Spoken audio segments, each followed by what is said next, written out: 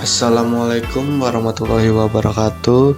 Selamat pagi, salam sejahtera untuk kita semua.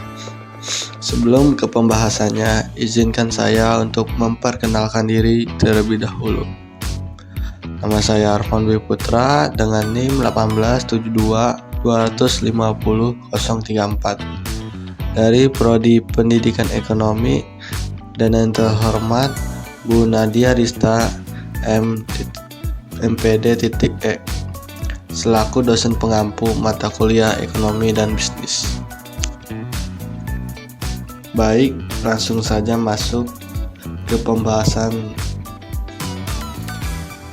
pertama. Ada jelaskan bagaimana berita yang sedang beredar bahwa akan terancamnya perekonomian dunia, khususnya Indonesia pada tahun 2023. Dan jelaskan juga apa yang seharusnya dilakukan pemerintah dan apa sikap sebagai rakyat biasa. Pada tahun 2023, seluruh dunia akan mengalami resesi. Apa sih itu resesi? Resesi adalah sebuah istilah yang digunakan untuk menggambarkan keadaan di mana perputaran ekonomi suatu negara berubah menjadi lambat atau buruk. Nah, penyebab utama dari resesi itu apa aja sih? Adalah konflik Rusia-Ukraina. Yang kedua, kebijakan pengetatan moneter oleh bank sentral di negara Eropa. Yang ketiga, Amerika dengan menaikkan tingkat bunga acuan yang akan berdampak juga pada kebijakan yang diambil bank sentral di negara lain. Bagaimana sih cara pencegahan oleh pemerintah dan bagaimana sikap kita sebagai rakyat terhadap resesi? Cara yang dilakukan pemerintah itu ada belanja besar-besaran dalam menghadapi ancaman resesi yang bakal datang, sehingga permintaan dalam negeri meningkat dan dunia usaha tergerak untuk berinvestasi. Yang kedua, ada caranya program bantuan ke UMKM. Bantuan UMKM terdiri dari produktif dan kredit berbunga rendah. Dan program bantuan UMKM produktif akan diberikan dalam bentuk grant dan bukan pinjaman. Yang ketiga yang dilakukan pemerintah dengan cara penempatan dana di perbankan. Penempatan yang telah dilakukan pemerintah sebesar 30 triliun di himpunan bank milik negara serta 11,5 triliun di Bank Pembangunan Daerah. Baiklah, selanjutnya bagaimana sikap kita atau rakyat biasa terhadap resesi. Yang pertama, berhemat. Walaupun resesi belum benar-benar terjadi, tapi alangkah baiknya kita hidup hemat. Belilah kebutuhan seperlunya saja, terutama kebutuhan pokok.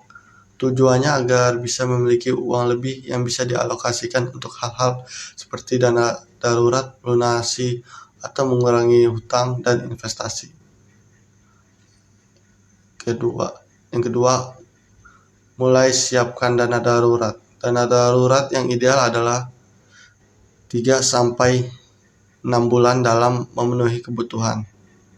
Mumpung belum sampai resesi, masih ada waktu untuk segera mengumpulkan. Dan yang ketiga, asuransi. Mencegah lebih baik daripada mengobati. Itulah kenapa harus menyiapkan asuransi.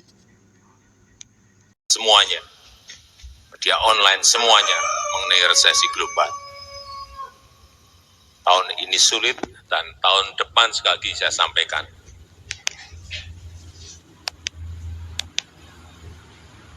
Akan gelap.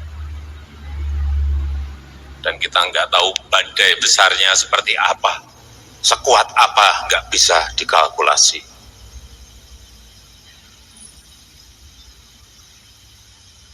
Apalagi urusan perang di Ukraina lebih sulit lagi dihitung. Kapan selesainya? Referendum yang kemarin dilakukan di 4 wilayah di Ukraina, di Donetsk, di Luhansk, di Zaporozhye, di Kherson, makin merumitkan lagi. Kapan akan selesai dan imbasnya kepada ekonomi seperti apa? Makin rumit. Dan yang pertama ingin saya sampaikan, momok terbesar semua negara sekarang ini adalah inflasi. Dan untuk pertanyaan terakhir, kelebihan dan kekurangan outsourcing.